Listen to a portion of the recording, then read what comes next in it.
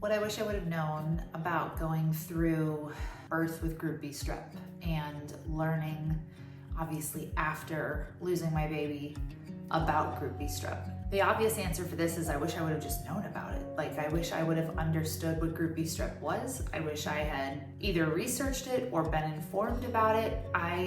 I literally didn't know what it was or how it worked. I had heard the name group B strep in passing before, but no one had ever sat down with me and said, this is what group B strep is, this is how it presents in babies, this is how it passes from the mom to the baby, this is how serious it is, this is how quickly it can kill a baby, right? Like, no one ever told me about it, and I never did my research about it because, again, I didn't really hear about it. I had just heard the term in passing.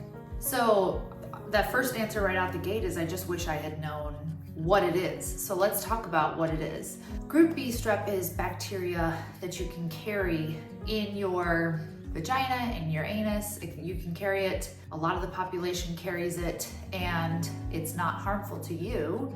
It becomes an issue when you birth your baby and they go through the birth canal, right? That's when they're exposed to it. Sometimes it can cause issues even before that when the baby's in the womb, but that's more rare from what I've seen. But yeah, the issue is if you're carrying it and you birth your baby, when they go through the vagina, there's a risk that they will get colonized with it, and then that colonization turns into an infection for them. And that infection looks like or manifests in the form of meningitis, sepsis, or pneumonia. Sterling got pneumonia and sepsis. We know that from his autopsy. So a lot of times, moms who have it, the babies won't actually even get infected. There's certain stats out there, you can look them up. I'm not gonna throw out stats today, but there are stats about how often babies get it and actually become infected versus not. And then you also can factor in if the mom has antibiotics during the labor or not. If you know you have it, because you can test at the end of pregnancy for it, and if you know that you have it, you can do IV antibiotics during labor. You want to do it like up to 4 hours before you have them, like before they're actually born, to help prevent them from getting it. From the stats that I've found, the antibiotics are like, there's a 40% chance they work versus they don't work, but at least you tried. So that's the option that's usually offered for women who test positive. But here's the tricky thing. Again, from what I found and my experience is you can test for it in the end of your pregnancy. They usually test you, I believe, like 36, 37 weeks, and you might be negative at 36 or 37 weeks. You might not actually have it become active for you or contract it until literally 39 weeks or right when you're giving birth, right? I've seen other people's stories where they got tested at 36, 37 weeks and it was negative, and their baby got group B strep during labor. So just because you test for it doesn't automatically mean you're gonna know or not if you have it during labor. Yes, you wanna test, like obviously I'll be testing next time too because information is good. But again, I wish I would have known that you can still give your baby this even if you know you have it or don't. And I think that's just something that people don't realize is like, this can set in at any time.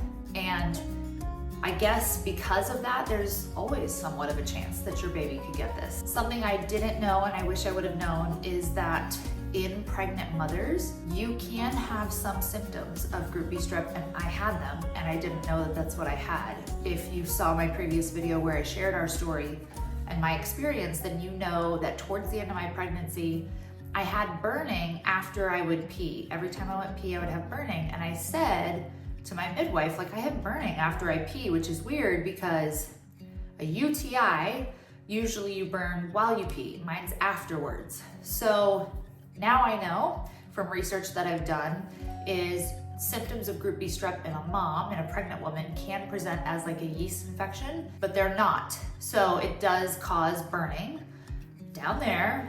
And for me, it was after I would go pee. So that's something that you can look for that I didn't know, and I wish I would have. Something else I didn't know, and now obviously I do, is the signs of group B strep in babies. So what's interesting is that there are the signs that Sterling had in and of themselves, besides the breathing, was not necessarily a red flag. So, for example, him not nursing right away, a lot of people would say that's an immediate red flag. A lot of people would say if everything else looks great and he's totally fine and his APGAR score is great, that's not a huge red flag. It was a red flag for him because he had multiple of these signs. So the signs of group B strep is not wanting to eat, lethargy, breathing problems, right? Like those are some of the signs. There's 5 total, you can look them up. But those were 3 that he had. And so what I didn't know was that you can have one of those and be fine, but when you start having multiple of those, that's when you know like something's not fine here. So, oh yeah, his breathing. So he had the not eating, he had the breathing, which again is really hard to know as a mom because newborns breathe really weird. They don't breathe normally. They don't look like normal people when they breathe. And I'm not a trained medical professional to be like, I think that that's different. But now I know, now I know that if something feels off, I get to say that that's off, right? And get a second opinion. But it was the breathing, it was the lethargy, it was the not eating, and then also he had a throw up of meconium, which is again, if it was by itself after labor, he was born into a tub, wouldn't be a huge red flag by itself, but because it was with all these other things, that's what caused it to be a red flag. So I wish I had known the symptoms of group B strep to look for, and I would encourage you to look them up yourself and to be studying this and just like educating yourself. If you're pregnant and having a baby, look for symptoms in yourself, because something else I didn't know, and I wish I would have known, is that it also can set in late. So there's early onset group B strep. There's also late onset group B strep. So early onset is considered within the first 24 hours of birth. They start having symptoms and they've obviously got an infection. But late onset can happen a week after birth, 2 weeks, 3 weeks. I know people whose babies died from this a month after birth. So the interesting thing about late onset group B strep is that it doesn't come from you necessarily, it comes from somebody else who holds them, which is again something that I didn't know. So again, a lot of people are carriers of this. It's not harmful to us, so we wouldn't always know. People are usually asymptomatic, but it can be passed to newborns and it's life-threatening to newborns. And I didn't know that, and I wish I would have known how life-threatening it is and how fast it becomes very serious and how quickly a baby can die from it. I guess I just wish I had been informed about this as a whole and just how life-threatening it is, because you would think if a pregnant woman is about to give birth, you'd want to tell her about the biggest thing that could potentially kill her newborn, right? And I wasn't. So I'm hoping that in sharing this story and even talking about this with you, that I can help you become more aware, because this is just not being talked about enough. And I don't think that mothers and parents are being educated on this, which is shocking to me, because this is the top infection for newborns that leads to newborn death. So why are we not talking about this more? Going back a little bit, so if you're in labor, what happens with it being transferred to the baby is dependent on how long your water is broken. So that's not always the case, right? There's always exceptions, but if your water breaks and then you have hours and hours and hours go by before you have the baby, all of that time that the water's broken, your baby can be exposed to it. And my water breaks every time I have a baby at the start. So because the water bag is broken, they can be exposed to it. And so you want to, if you have it and your water is broken, you want to either speed up your labor, you want to get antibiotics going. People would say don't speed up your labor if you're starting antibiotics, because you want to have those in 4 hours before the baby's born. But what you want to pay attention to is the clock. You want to pay attention to how much time is going by between your water being broken and actually having the baby, because that's what that's causing the exposure to be more for them than if it's a faster labor. And that's something again that I didn't know, or I would have watched for that, because my water broke and my labor was slow to start and I was I'll be fine. I'll just let it ease in. If I had known, I obviously would have done things differently. So that's something that I wish I would have known. Something else that I wish I would have known, and I feel like I really know it now, is that it's my birth, it's my baby, it's my body, and I and my opinion come first, not second to the provider. So if I think something's off, then that opinion comes first. And if you heard my story again, you heard me that I brought up concerns to my midwife multiple times, and she talked me through them and thought he was fine. And now, looking back, I would have said, like, no, I need you to come over and come check him. Like, I need you to actually come show up to my house and look him over and tell me to my face, like, what's going on with my baby. And at the time, I was like, well, I guess she knows what she's talking about, and like, she's been doing this for years and years and years. And right, like, I guess I trusted her over myself and my opinion. And we women have an intuition. We have an intuition. We know when something's off. When something is off, it's off. And so listening to myself as the first opinion, not the second, that's what I wish I would have known. And I guess I really want to help you with that, is like, your opinion comes first and theirs comes second to yours. So lean into what you think, lean into what you feel, because there's a reason you're feeling that, there's a reason you're thinking that, and you're not wrong, you're not demanding, you're not crazy. If you're going to tell someone, like, that's not enough for me, I need you to give me more answers, I need you to look this baby over, I need you to do an exam, right? I think I was in, like, you know, we had all been up all night, and I was like, oh, she just got home, and like, she's probably trying to get some rest, like, we're trying to get some rest. And so I didn't want to ask her to come back over and like look at him. But now, like, the new me is like, yeah, right, like, I don't care if you've been up all night, that's what I hired you for, get back over to my house and check my baby, right? So I guess I'm just really hoping to give you permission to like lean into being that person with your baby, and being that person with what you feel and what you think. And when they give you an opinion, if it doesn't feel right to you, or if it doesn't quite sound right to you, then run with that. Like, don't take their answer at face value. Don't take their answer and like tell yourself, oh, I guess like you're just overreacting or something, right? Like, actually lean into, no, like, I don't buy that. That does not sit right with me. I need you to give me more.